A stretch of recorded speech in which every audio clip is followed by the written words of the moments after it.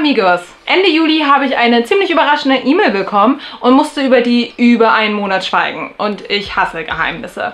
Hallo, setz dich bitte hin. Du bist vielleicht nicht vorbereitet auf das, was jetzt kommt. Herzlichen Glückwunsch. Du bist in der finalen Runde. Schon wieder so eine Spam-E-Mail von irgendeinem nigerianischen Prinzen. Nein, warte, komm zurück. Okay, was habe ich denn diesmal gewonnen oder eher gesagt geerbt?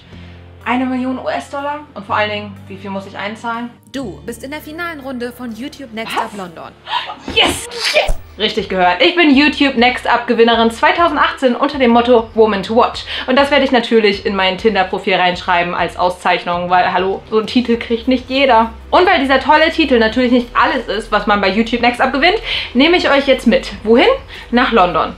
Aber ich habe Flugangst, dementsprechend machen wir mal eine schnelle Überleitung. Auch wenn es mir wehtut, ich muss die Jacke ausziehen, mir ist zu warm.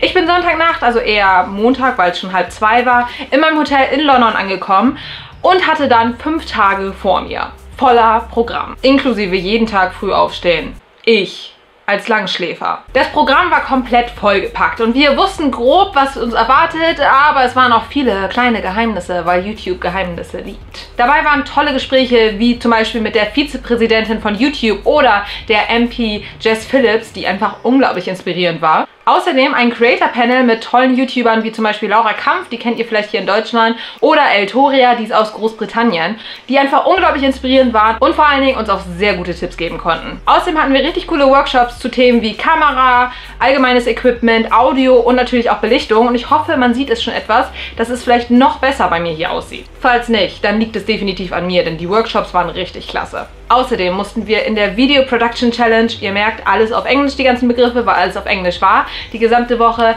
Jedenfalls mussten wir in dieser Challenge in unserer Gruppe von ungefähr 5 YouTubern zusammen mit unserem Production Mentor ein Video erstellen. Im Übrigen hatten wir ungefähr 2 Stunden für die Videoidee und das Skript, einen gesamten Tag fürs Drehen und einen halben Tag für den Schnitt. Und jeder, der mich abonniert hat, weiß, wie lange ich für meine Videos brauche.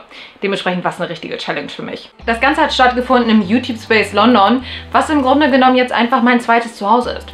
Ich wollte mich eigentlich da im Studio einschließen und einfach nie wieder weggehen. Das YouTube Space hat 3 große Studios, und zwar richtige Studios, und hat noch viele weitere Möglichkeiten, wo man drehen kann. Die gesamten Mitarbeiter da waren so lieb und hilfsbereit, sodass man sich einfach von Sekunde 1 total wohlgefühlt hat. Man hat sich gefühlt, als hätte man plötzlich eine neue Familie. Ich habe keinen direkten Vlog gemacht, sondern immer mal so ein paar Szenen gedreht, viel mit Instagram gearbeitet und so weiter. Ich könnte euch jetzt im Grunde genommen einfach alles erzählen in jeglichen kleinen winzigen Detail, was wir so gemacht haben, aber dann würden wir noch in einer Woche hier sitzen. Wahrscheinlich eher 3 Wochen noch. Stattdessen habe ich mir gedacht, erzähle ich euch einfach mal meine 5 Highlights vom Creator Camp von YouTube Next Up. Highlight Nummer 1, Mike Boyd.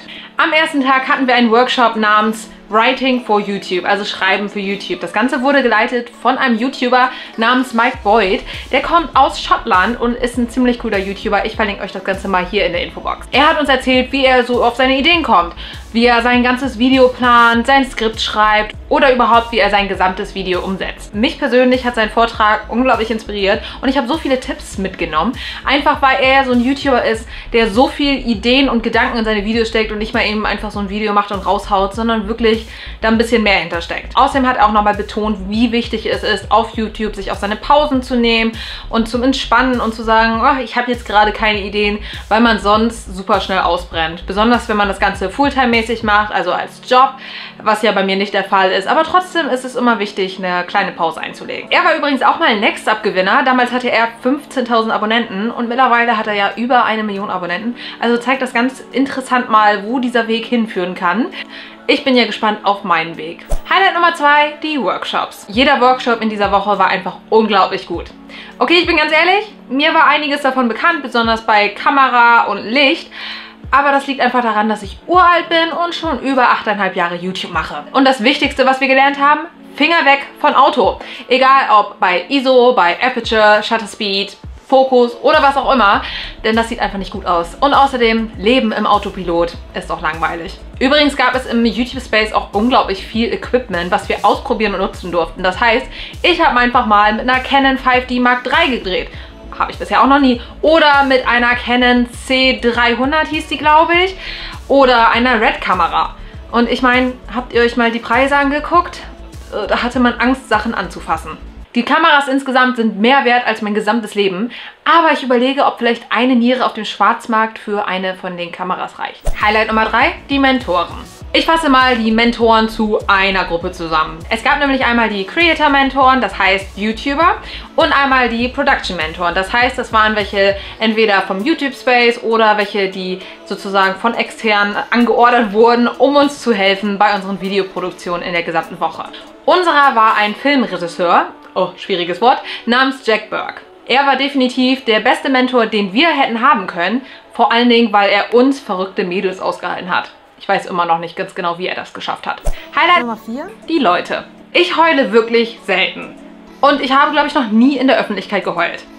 Aber am Freitagabend, also am letzten Abend, habe ich sowas von geheult und konnte nicht mehr aufhören. Die 21 anderen extrem talentierten, unglaublichen, wunderschönen Women to Watch, die ich in dieser Woche kennenlernen durfte, sind mir so extrem ans Herz gewachsen. Aber nicht nur die, sondern auch die Mitarbeiter im YouTube-Space. Es war einfach super interessant, so viele Geschichten zu hören und sich vor allen Dingen über ein gemeinsames Hobby bzw. eine gemeinsame Leidenschaft austauschen zu können. Durch die gemeinsamen Mahlzeiten, es gab nämlich immer Frühstück, Mittagessen, Snacks und Dinner zusammen, sind wir einfach total zusammengewachsen. Aber natürlich auch durch solche super Aktivitäten wie zum Beispiel einen Escape Room, wo wir gemeinsam in Teams Aufgaben lösen mussten.